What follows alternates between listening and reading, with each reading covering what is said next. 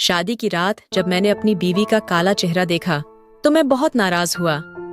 जब मैंने उसे तलाक देने की ठानी तो वह मेरे पैरों में गिर पड़ी और बोली, आप दूसरी शादी कर लीजिए, मैं घर के किसी कोने में पड़ी रहूंगी। मैंने एक खूबसूरत औरत से शादी की और उसे घर ले आया। पहली बीवी नौकरानी बनकर उसकी सेवा करने लगी। घर में सभी खुश थे क्योंकि उन्हें मुफ्त की नौकरानी मिल गई थी। लेकिन एक रात अचानक मैं बाहर खड़ा खामोश निगाहों से अपने घर के दरवाजे को देख रहा था। न जाने क्यों आज हिम्मत नहीं हो रही थी कि दरवाजा खोलकर अंदर जाऊं। पास की मंदिर से भजन की आवाज गूंजी तो मैंने आसमान की ओर देखा। सर्दियों की शाम जल्द ही रात की स्याही में बदल रही थी। मैंने एक गहरी सांस ली। चाहूं या न चाहूं, आखिरकार मुझे अपने घर तो जाना ही था। इसके अलावा मेरा और कोई ठिकाना भी नहीं था। मैंने दरवाजा खोला और अंदर दाखिल हो गया। पूरा घर हमेशा की तरह चमक रहा था। मार्बल के फर्श पर मुझे अपनी परछाई नजर आ रही थी। शाम के इस पहर भी घर में कहीं धूल का नामो निशान नहीं था, जैसे घर की कई बार सफाई की गई हो। मेरे जूते मिट्टी से सने हुए थे। मैं जब आगे बढ़ा तो फर्श पर मेरे पैरों के निशान बनते चले गए। ड्राइंग रूम में दाखिल होते ही मेरी निगाह अंदर के नजारे पर पड़ी। वहां रौनक थी। मेरी बीवी सुर्ख लिबास में सज धज कर टीवी देख रही थी। उसके हाथ में चाय का कप था। उसे देखकर मेरे होंठों पर मुस्कान फैल गई। वह बेहद हसीन थी। एक बच्चे की मां बनने के बाद भी उसके हुस्न में कोई कमी नहीं आई थी। मुझे देखते ही उसने मुझे पास बैठने का इशारा किया और किचन की ओर मुंह करके आवाज लगाई, जीविका, जरा अमित के लिए भी चाय ले आओ। मैं चुपचाप उसके पास बैठ गया। आज मेरा दिल बुझा हुआ था। मेरी बीवी भी मेरे चेहरे को देखकर कुछ समझ रही थी। वह इधर उधर की बातें करके मेरा ध्यान भटकाने की कोशिश कर रही थी। शायद उसे भी अंदाजा हो गया था कि मैं किस बात से परेशान हूँ। थोड़ी ही देर में जीविका चाय का कप लेकर किचन से बाहर आई। उसे देखकर मैं चौंका, लेकिन वह चुपचाप चाय रखकर वापस लौट गई। मेरी बीवी ने उसे शाम के खाने की लंबी लिस्ट पकड़ा दी। जीविका ने सिर हिलाया और किचन की ओर मुड़ गई। रास्ते में जमीन पर पड़े खिलौनों को समेटकर मेज पर रखा। मेरी नजरें दूर तक उसका पीछा करती रहीं, मगर अब मैं मजबूर था। चाय का कप हाथ में था, लेकिन मैं खोया खोया सा था। शाम का खाना बहुत स्वादिष्ट था। जीविका के हाथों में तो जैसे कोई जादू था। मेरी बीवी लगातार बातें कर रही थी और मैं गुमसुम सा उसकी बातों का जवाब देता रहा। खाने के बाद मैं जल्दी सोने चला गया। दिमाग पर न जाने कैसा बोझ था कि काफी देर तक करवटें बदलने के बाद भी नींद नहीं आई। मेरी बीवी गहरी नींद में थी। सोते हुए भी उसके हसीन चेहरे को देखना मुश्किल हो रहा था। मैं खामोशी से उठकर कमरे से बाहर आ गया। यूं ही कमरे में इधर उधर टहलते हुए मेरे कानों में एक अजीब सी आवाज पड़ी।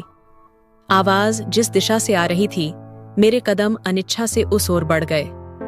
कमरे का दरवाजा खुला था। मैंने हल्का सा दबाव डालकर दरवाजा खोला और जो दृश्य मेरे सामने था, उसे देखते ही मेरे होंठों से एक घुटी हुई चीख निकल गई। जो कुछ मैंने देखा, उसके बाद खुद पर काबू पाना मेरे लिए नामुमकिन हो गया था। इसी वजह से आज मेरा दिल बोझिल था। यह एक अनजाना डर था जिसने सुबह से ही मुझे अपनी गिरफ्त में ले रखा था। आज मैं उस डर को अपनी आंखों से हकीकत बनते देख रहा था। उल्टे पांव दौड़ते हुए मैं वापस अपने कमरे में आ गया। मेरी सांसें थमने का नाम नहीं ले रही थीं और मेरे पसीने छूट रहे थे। इस सर्द मौसम में भी मुझे अपने शरीर पर पहने हुए कपड़े चुभने लगे। मेरा दिल जोर जोर से धड़क रहा था। आंसू थे कि रुकने का नाम ही नहीं ले रहे थे। अगर कोई रात के इस सन्नाटे में मुझे, जो कि एक मजबूत मर्द था, रोते हुए देख लेता तो न जाने क्या सोचता। लेकिन सच्चाई तो यह थी कि मुझे बीता हुआ कल पूरी ताकत से झकझोर रहा था। चाहकर भी मैं खुद को 3 साल पहले की उस घटना को याद करने से नहीं रोक पाया, जिसने मेरी पूरी जिंदगी को उलट पलट कर रख दिया था। मैं इंग्लैंड से पढ़कर लौटा था तो मेरी व्यक्ति महत्व में एक अलग ही निखार था। मैं खुद को हवा में उड़ता हुआ महसूस कर रहा था। पूरे खानदान में कोई लड़का मेरे मुकाबले का नहीं था। यहाँ तो लोग हिंदुस्तान में पढ़ने को तरसते हैं। उनके माँ बाप उन्हें कम उम्र में ही वर्कशॉप या सब्जी के ठेले पर खड़ा कर देते हैं। लेकिन मेरे माँ बाप ऐसे थे जिन्होंने मेहनत मजदूरी के बावजूद मुझे इंग्लैंड पढ़ने भेजा। मैं खुद भी काबिल था, इसलिए स्कॉलरशिप हासिल कर ली। 4 साल इंग्लैंड में पढ़ाई के बाद जब मैं वापस आया तो पूरी तरह बदल चुका था। मेरे घर आने की खुशी में माँ ने पूरे खानदान को दावत पर बुलाया था। खानदान की औरतें मेरा माथा चूमते हुए मेरे लिए दुआएं कर रही थीं। मैं सब समझ रहा था। लड़कियां छिप छिप कर मुझे देख रही थीं और एक दूसरे को इशारे कर रही थीं। हर घर की यह ख्वाहिश थी कि मैं उनका दामाद बनूं। इस सोच ने मुझे थोड़ा घमंडी बना दिया था। और घमंडी क्यों ना होता, मैं खूबसूरत भी था, पढ़ा लिखा भी, और हिंदुस्तान आते ही मुझे एक बेहतरीन नौकरी भी मिल गई थी। अब तो ऐसा लगने लगा था जैसे घर में रुपयों की बहार आ गई हो। इन सब बातों ने मिलकर मेरी व्यक्ति महत्व में एक अजीब सा घमंड भर दिया था। दावत के दौरान भी मैंने कई लड़कियों की निगाहें खुद पर महसूस की थीं, लेकिन मैंने सर झटक दिया। शादी करूंगा तो अपनी ही मर्जी से, और मेरी बीवी तो बिल्कुल मेरे बराबर की होनी चाहिए। इस ख्याल ने मेरे दिल में गहरी जगह बना ली थी। दावत खत्म हुई तो माँ बर्तन समेटते हुए बेहद खुश नजर आ रही थीं। वो बार बार मेरी बलाएं ले रही थीं। पहले इस खानदान ने कभी हमें महत्व ही नहीं दिया था, और अब जब मेरा बेटा शिक्षित हो गया है तो देखो कैसे सब हमारे आगे पीछे फिर रहे हैं। वो बड़े फख्र से कह रही थीं। मैं मुस्कुरा दिया। तभी वो पिताजी के पास बैठकर उन्हें किसी रिश्तेदार के बारे में बताने लगीं, जिन्होंने मुझे अपनी बेटी का रिश्ता देने की बात की थी। मुझे गुस्सा आ गया। माँ, मेरे लिए रिश्ता देखने की कोई जरूरत नहीं है। शादी तो मैं अपनी मर्जी से ही करूंगा, मैंने कहा। लेकिन माँ का तो चेहरा ही उतर गया। खबरदार जो ऐसी बात की, अपनी मर्जी से न जाने कहां से लड़की उठाकर ले आएगा।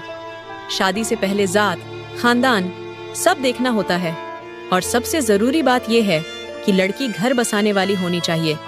इसलिए शादी मैं अपनी मर्जी से ही करूंगी, और फिक्र मत कर, मैं तेरे लिए हीरे जैसी लड़की ढूंढ कर लाऊंगी। माँ की बात पर मैं मुस्कुरा दिया। चाहे मैं ढूंढूं या माँ, मुझे तो हीरे जैसी लड़की ही चाहिए थी। इसी बीच मेरे मोबाइल पर किसी की कॉल आ रही थी। मैं मोबाइल हाथ में लेकर घर से बाहर निकल गया, लेकिन जहन अब भी माँ की बातों में ही उलझा हुआ था। शादी के सपने तो मेरे दिल में पहले से थे, और वैसे भी कौन सा नौजवान लड़का होगा जिसे शादी की ख्वाहिश न हो। अच्छा घर, अच्छी शिक्षा, पैसे की कोई कमी नहीं थी।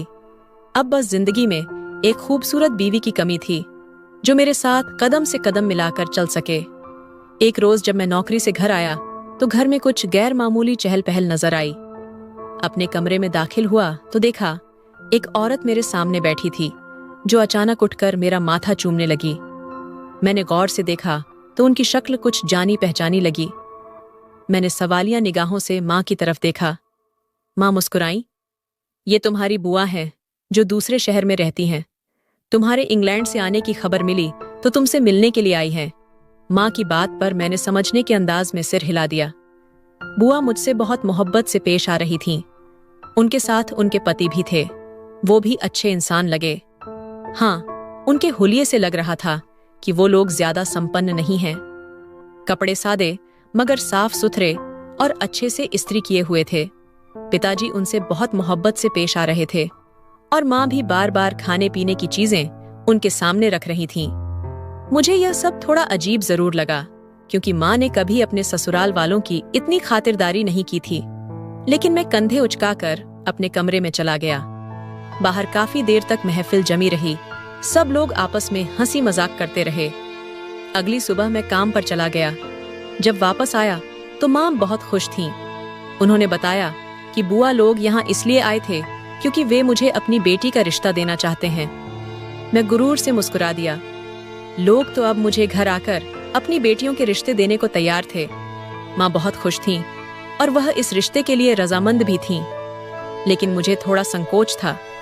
मैं लड़की को देखना और उससे मिलना चाहता था। जब मैंने अपनी बात माँ से कही तो वह हंस पड़ी और बोली, अरे फिक्र की कोई बात नहीं, मैंने उसे देख रखा है। वह बेहद खूबसूरत है और तुम्हारी हर उम्मीद पर खरी उतरेगी। वे लोग दूसरे शहर में रहते हैं और गरीब भी हैं, इसलिए वहां जाकर लड़की को देखना मुमकिन नहीं है। मैं जल्दी शादी करना चाहती हूँ, और मेरी बूढ़ी हड्डियों में अब इतना दम नहीं कि तुम्हारे नखरे उठाऊं। तुम्हारी बीवी आएगी तो वहीं तुम्हारे लाड उठाएगी।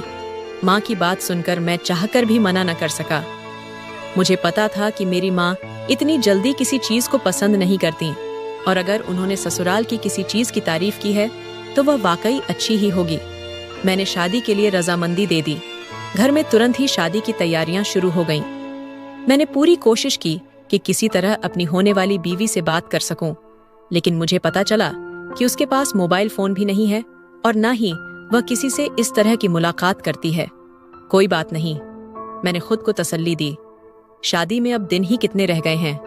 ऑफिस में मेरे सभी दोस्तों को मेरी शादी की खबर लग गई थी और सब मुझे मुबारकबाद दे रहे थे। वे सभी हाई स्टैंडर्ड वाले लोग थे, इसलिए मैंने शहर के सबसे बड़े हॉल में अपने रिसेप्शन की पार्टी रखी थी।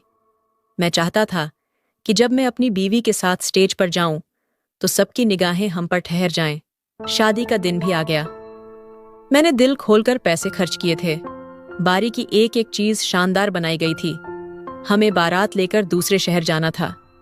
सफर की थकावट ने हम सबको थका दिया था, लेकिन मुझे अपनी शादी की खुशी थी। हालांकि जब मैं एक छोटे से घर में दूल्हा बनकर बैठा तो मुझे घुटन सी महसूस होने लगी। मुझे वहां बैठना बहुत बुरा लग रहा था। मैंने माँ से कहा भी था कि बुआ से कह दें कि शादी हाल में हो, लेकिन उन्होंने अपने छोटे से घर में ही इंतजाम कर लिया था। मैं चाहकर भी कुछ कह नहीं सका और चुपचाप सहन करता रहा। मैं बेसब्री से अपनी दुल्हन का इंतजार कर रहा था। थोड़ी ही देर में शादी के मंत्र पढ़ा दिए गए और शादी संपन्न हो गई। मैंने माँ की ओर सवालिया निगाहों से देखा। मुझे भूख लग रही थी, लेकिन दुल्हन वालों की तरफ से खाने पीने की कोई चीज पेश नहीं की जा रही थी। आखिरकार थक हार कर मैंने अपने ससुर से पूछ ही लिया। मेरा सवाल सुनकर वो खामोश हो गए। फिर बोले, बेटा, हमने तो पहले ही कह दिया था कि हम बारातियों को खाना नहीं खिला सकते। तुम्हारी माँ से पहले बात हो गई थी। उन्होंने ही कहा था कि बारातियों को खाना वो खुद खिलाएंगी। उन्होंने ये बात बहुत आम अंदाज में कही, लेकिन मेरे ऊपर तो जैसे पहाड़ टूट पड़ा। मुझे बहुत गुस्सा आया। ये तो सीधी सादी मेरी बेइज्जती थी। मेरे साथ आए मेहमान इधर उधर खाना ढूंढ रहे थे और मेरा चेहरा शर्म से लाल हो गया था। ससुराल वालों के खिलाफ ये मेरी दिल की पहली गांठ बन गई थी। मैं चुपचाप उठा और एक जान पहचान वाले को फोन कर खाने के लिए कह दिया। थोड़ी देर में बारातियों का खाना पहुंच गया। मैं माँ से कुछ पूछना चाहता था, लेकिन वह समय सही नहीं था। मैंने खुद को समझाया, चलो कोई बात नहीं। जब मेरी दुल्हन को मेरे सामने लाकर बैठाया गया तो मुझे थोड़ी तसल्ली हुई। वह लंबी कद की थी और उसने चेहरे पर घूंघट लिया हुआ था। उसका सजा संवरा हुआ रूप देखकर मुझे लगा कि वह जरूर बहुत खूबसूरत होगी। अब मुझे रुखसती की जल्दी होने लगी। थोड़ी ही देर में बारात रवाना होकर शहर के लिए निकल गई। जब हम वापस पहुंचे तो रात हो चुकी थी। मैं बेसब्र हो रहा था, लेकिन माँ को रस्मों की पड़ी थी। छोटी छोटी कई रस्में करते करते रात के 12 बज गए। आखिरकार मैंने इशारे से माँ को बता दिया कि अब मैं अपने कमरे में जाना चाहता हूँ। इशारा सबने देख लिया और हंसने लगे। फिर माँ मेरी बीवी को कमरे में ले जाकर बैठा आई। उनके चेहरे पर एक अजीब सी मुस्कान थी, जिसकी वजह मुझे समझ नहीं आई। मेहमान कमरे से रुखसत हो गए तो मैंने दरवाजा बंद किया और पलटा। बेड पर मेरी बीवी अपने लहंगे को फैलाए बैठी थी। कमरे में असली फूलों से बहुत खूबसूरती से सजावट की गई थी। मैं धीरे धीरे चलता हुआ बिस्तर की तरफ गया और उसके सामने जाकर बैठ गया। आज मेरे अरमानों के पूरे होने का दिन था। मेरी शानदार जिंदगी में जो एक कमी थी वो आज पूरी हो गई थी। एक खूबसूरत बीवी जिसकी मौजूदगी मुझे मुकम्मल बना देती।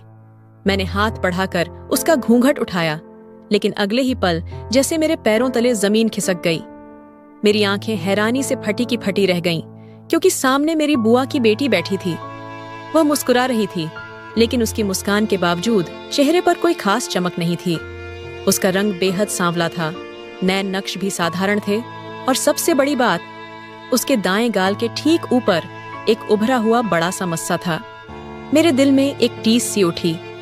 वो चुपचाप बैठी थी, शायद मेरी तारीफ की या मूंग दिखाई के तोहफे की उम्मीद कर रही थी। लेकिन एक नजर डालने के बाद मेरा मन नहीं हुआ कि मैं दोबारा उसकी तरफ देखूं। गम और गुस्से से मेरे दिमाग की नसें जैसे फटने लगीं। ये क्या किया माँ ने? उन्होंने तो कहा था कि तुम बेहद खूबसूरत हो, लेकिन तुम्हारी सूरत तो ऐसी है कि मैं तुम्हें एक बार देखने के बाद दोबारा नहीं देख सकता। तुम मेरी उम्मीदों पर खरी नहीं उतरी। मुझसे बहुत बड़ी भूल हो गई कि बिना देखे तुमसे शादी कर ली। मेरे लब्बों से ये कड़वे अल्फाज निकल पड़े। वो जो अब तक धीमे धीमे मुस्कुरा रही थी, अचानक मेरी तरफ देखने लगी। मेरी बातों ने उसकी आंखों में आंसू ला दिए थे। मैंने नफरत भरी नजर से उसे देखा और घृणा से मुंह फेर लिया। मुझे तो हमेशा से गोरे रंग की चाहत थी और मेरी बीवी का रंग इतना सांवला होगा, ये तो मैंने कभी सपने में भी नहीं सोचा था। सांवली रंगत पर किया गया मेकअप उसे और भी बदसूरत बना रहा था। मैं घबरा कर बिस्तर से नीचे उतर गया और कहा, मैं तुम्हें तलाक दे दूंगा। मैं तुम्हें अपनी बीवी बनाकर नहीं रख सकता। कल रिसेप्शन में सब लोग तुम्हें देखकर मेरा मजाक उड़ाएंगे। मेरी इन बातों से उसके चेहरे पर जैसे सन्नाटा छा गया। वो अचानक बिस्तर से नीचे उतरी और मेरे पैरों को पकड़ लिया। नहीं अमित, भगवान के लिए मुझे तलाक मत देना। मेरे माँ बाप बहुत गरीब हैं, ये सदमा उनके लिए पहाड़ जैसा होगा। अगर मैं बदसूरत हूँ तो इसमें उनका क्या कसूर है? मैं आपको हर खुशी दूंगी, बस मुझे तलाक मत दीजिए। वो फूट फूट कर रो रही थी, लेकिन उसके गहरे सांवले हाथों में मेरे सफेद पैर बहुत अजीब लग रहे थे। मैं पीछे हट गया। मैंने अपने सिर से टोपी उतार कर फेंक दी। मेरा दिल चाह रहा था कि कमरे की हर चीज को तहस नहस कर दूं। वह फूट फूट कर रो रही थी। अचानक ही वह अपनी जगह से उठी और बोली, अगर आपको मेरी शक्ल सूरत पसंद नहीं है तो आप दूसरी शादी कर लें। मैं आपको कभी नहीं रोकूंगी। बस मुझसे मेरा नाम मत छीनिए। मैं यहीं घर के किसी कोने में पड़ी रहूंगी और आप लोगों की सेवा करती रहूंगी। मैं आपसे बहुत मोहब्बत करती हूँ और आपके बिना नहीं रह सकती। उसकी बात पर मेरे अंदर नफरत की एक और लहर जाग गई। उसका मुझसे किसी भी किस्म का ताल्लुक अब बर्दाश्त नहीं हो रहा था, लेकिन मैं कुछ कर भी नहीं सकता था। काफी देर कमरे में टहलने के बाद आखिरकार मैंने दरवाजा खोला और बाहर निकल गया। माँ बाहर सोफे पर बैठी थीं। मुझे बाहर आता देख उनके चेहरे पर एक बार फिर मुस्कुराहट आ गई। उन्होंने मुझसे बिल्कुल नहीं पूछा कि मैं इस वक्त बाहर क्यों आया हूँ, वह भी आज की रात, बल्कि वह खामोशी से बैठी माला जपती रहीं। मैं घर से बाहर निकल गया। न जाने कितनी देर सड़कों पर भटकता रहा। आखिरकार मैंने फैसला कर लिया कि मैं अपने परख के मुताबिक एक खूबसूरत लड़की से शादी जरूर करूंगा। अगले दिन रिसेप्शन की पार्टी थी। मैंने उसे ताकीद की थी कि वह अपने चेहरे से घूंघट नहीं उठाएगी। उस बेचारी ने मेरी बात मान ली। पूरी पार्टी के दौरान लोग कहते रहे, रिसेप्शन में दुल्हन का तो कोई घूंघट नहीं होता, लेकिन माँ सबको चुप करा देती। मेरा दिल उससे पूरी तरह बेजार हो चुका था। शादी के बाद जब दावतें शुरू हुईं, तो मैं बहाने बनाकर हर जगह मना कर देता। अगले दिन मैंने काम पर जाना शुरू कर दिया, लेकिन मेरा सबसे अच्छा दोस्त समीर कुछ कुछ समझ चुका था। मेरे जैसा घूमने फिरने का शौकीन इंसान शादी के अगले दिन ही काम पर पहुंच जाए, ये बात उसे खटक गई। उसने मुझे उसी शाम अपने घर दावत पर बुलाया। मैंने मना करना चाहा, लेकिन उसने सख्ती से मेरी बात ठुकरा दी। उसने कहा, भला शादी के अगले दिन कौन काम पर जाता है? तुम हनीमून पर नहीं गए? अब भाभी को लेकर मेरे घर दावत पर जरूर आना। मेरी उतरी हुई शक्ल देखकर वह सब समझ गया था। न चाहते हुए भी उस शाम मैं अपनी बीवी को लेकर उसके घर पहुंच गया। मेरे दो दोस्तों ने जब मुझे उस मामूली शक्ल सूरत वाली लड़की के साथ आते देखा, तो वे समझ गए कि मेरा चेहरा उदास क्यों था। उसने घर में तरह तरह के पकवान बनाए थे। उसके घर वाले मुझे घर का ही एक सदस्य समझते थे, जबकि उनसे यह मेरी पहली मुलाकात थी। समीर ने खाने पर बैठने का कहा, लेकिन मैं थोड़ी देर के लिए ठिठक गया। उसकी छोटी बहन खाने की मेज सजा रही थी। उसे देखकर मैं अपनी नजरें हटाना भूल गया। वह इतनी हसीन थी जैसे सीधे स्वर्ग के बाग से इस दुनिया में आई हो। लंबे घुंघराले बाल, नाजुक चेहरा और गोरी रंगत मेरे दिल दिमाग पर छा गई। मैं बिल्कुल वैसी ही लड़की को अपनी पत्नी बनाना चाहता था। जब मेरी नजरों की दिशा का उसे एहसास हुआ, तो उसने मुझे देखा और उसके चेहरे पर शर्म की लाली फैल गई। मेरा दिल बेकाबू हो गया। मैं किसी भी हालत में उसे अपनी बीवी बनाना चाहता था। मेरी बदसूरत बीवी चुपचाप यह सब देखती रही। उसने बहुत कम खाना खाया था। समीर के घर से लौटते वक्त मैं दिल ही दिल में तय कर चुका था कि मैं उससे, समीर की बहन से बात करूंगा, और मैंने ज्यादा इंतजार नहीं किया। अगले ही दिन मैंने उसे अपने दिल की बात बता दी। वह हैरान रह गया। उसने कहा, लेकिन अमित, अभी 2 रोज पहले ही तो तुम्हारी शादी हुई है। मैं सकपका गया। मैंने कहा, मुझे ऐसी बदसूरत बीवी नहीं चाहिए। वह तो माँ की पसंद थी। मैं अपनी पसंद से शादी करना चाहता हूँ। मैं तुम्हारी बहन को दुनिया की हर खुशी दूंगा। मैंने उसे हर तरह से यकीन दिलाया। मेरा शानदार स्टेटस, बेहतरीन नौकरी और पैसों की भरमार ने शायद उसे सोचने पर मजबूर कर दिया। आखिरकार उसने मेरे हक में फैसला कर लिया और मेरी शादी के लिए हामी भर दी। उस रोज मैं बहुत खुश था। मैंने घर आकर सबसे पहले माँ को बताया। मेरी बात सुनकर उनके चेहरे पर कोई हैरानी नहीं थी, जैसे कि सब पहले से तय हो।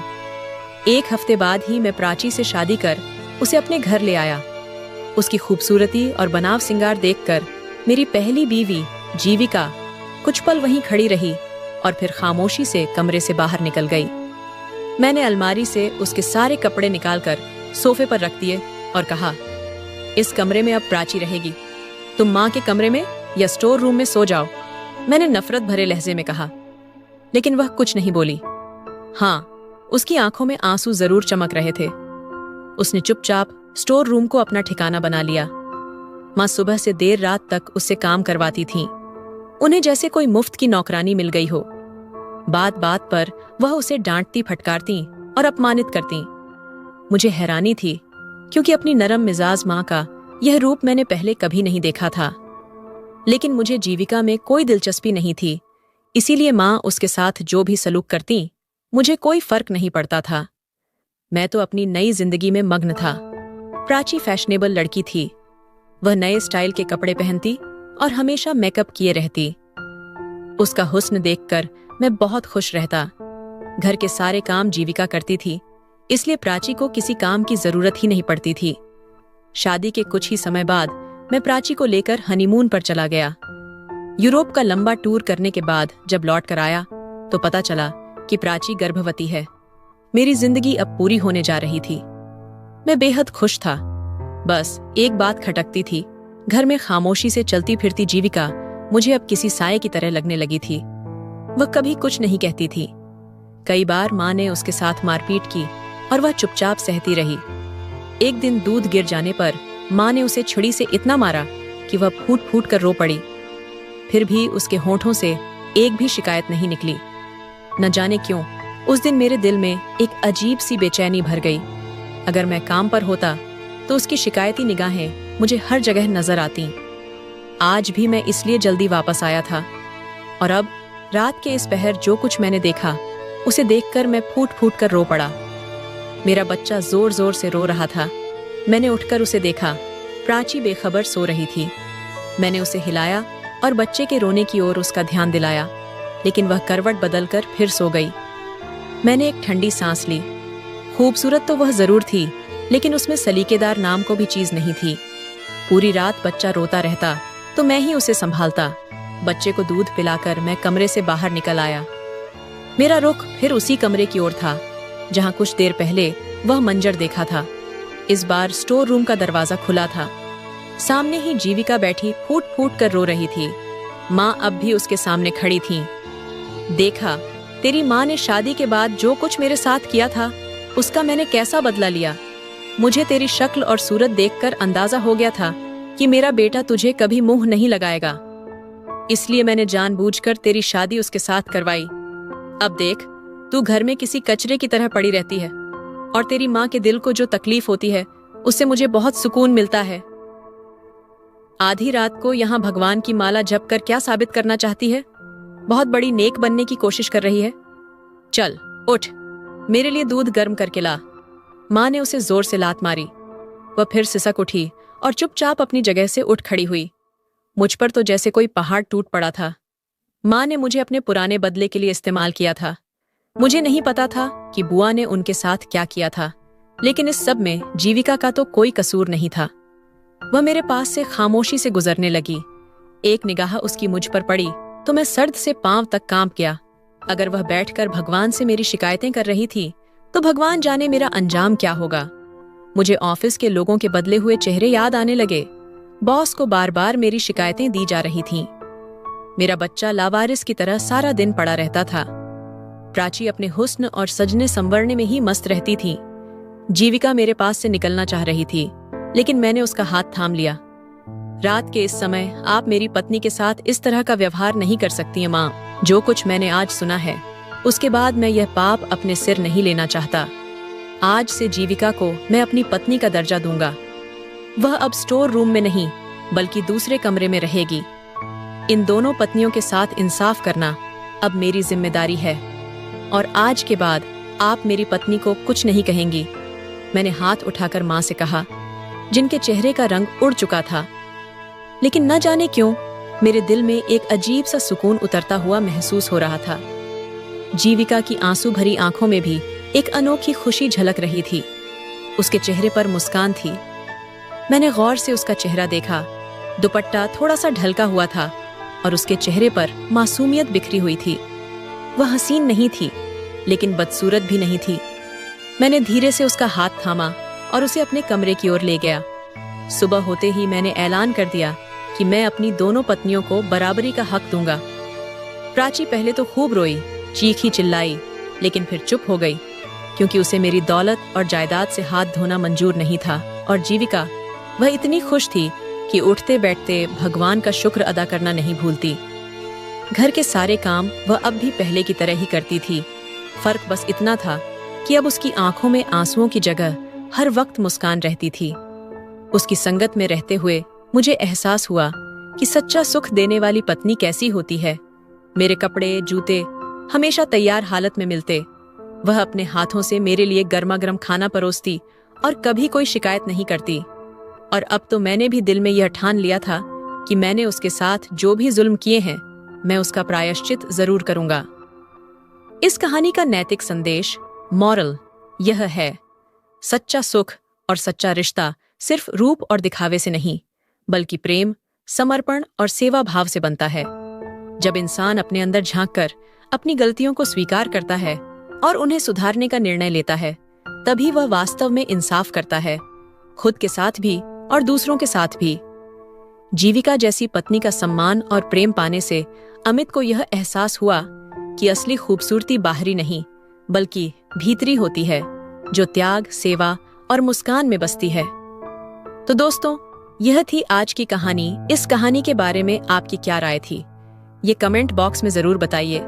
अगर आपको कहानी पसंद आई हो तो वीडियो को लाइक करें और स्टोरी कॉर्नर चैनल को सब्सक्राइब करें और बेल आइकन पर क्लिक करके इसे ऑल पर सेट करें ताकि आपको नए वीडियो की सूचना तुरंत मिल जाएगी। धन्यवाद।